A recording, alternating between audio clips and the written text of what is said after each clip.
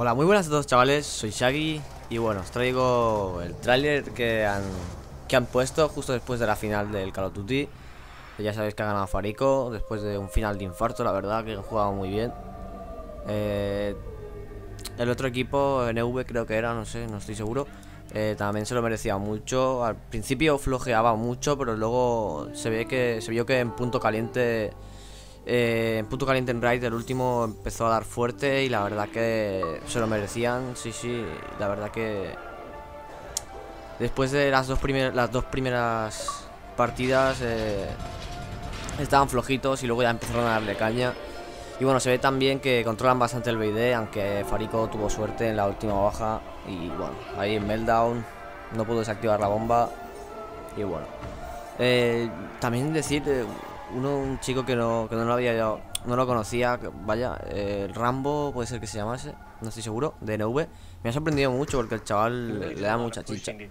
Y bueno, aquí como veis es el tráiler de los zombies, como veis la MK14.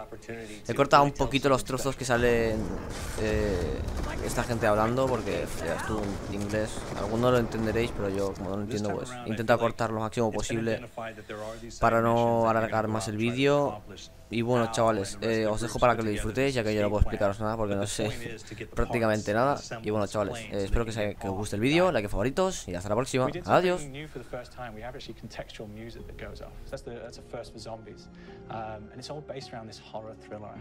Every location will have a specific stinger that you hear when you find it, when you discover it, when you start unraveling the story, we start building on the music that you're hearing, and it's really enhancing that experience and going along with it in parallel.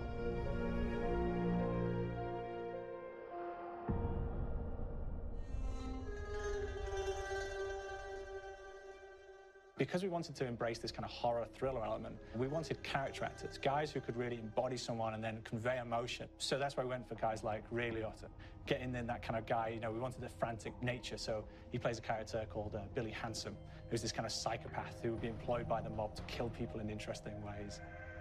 Chaz Palminteri, he plays a guy called Sal DeLuca, an old mob boss. Michael Madsen playing Finn O'Leary. He's kind of worked himself from the floor, you know, from the streets. He's got his hands dirty in the blood and the guts a couple of times. And then we had Joe Pantoliano, and he plays Arthur Arlington, who's nicknamed the Weasel. Those guys, they bring a quality and a subtlety and timing that you can't really identify or try to recreate. Bring it on! Dirtbags!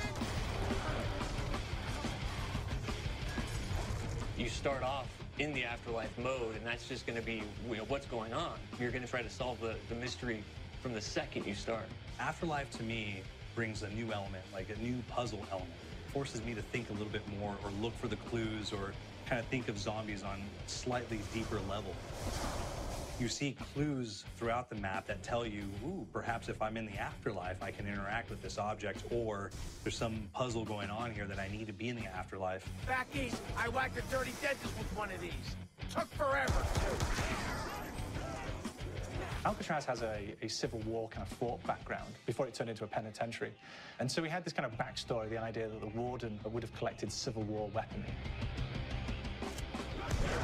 One of them is a blundergat. It's a fictional weapon, but the idea of the combination between a blunderbuss and a Gatling gun. And possibly, it might be a way of upgrading it to a more fantastical weapon that the players may find. You all gotta go sometime? You just went now. There's one main zombie, one big zombie that's going to come through and wreak havoc on your life.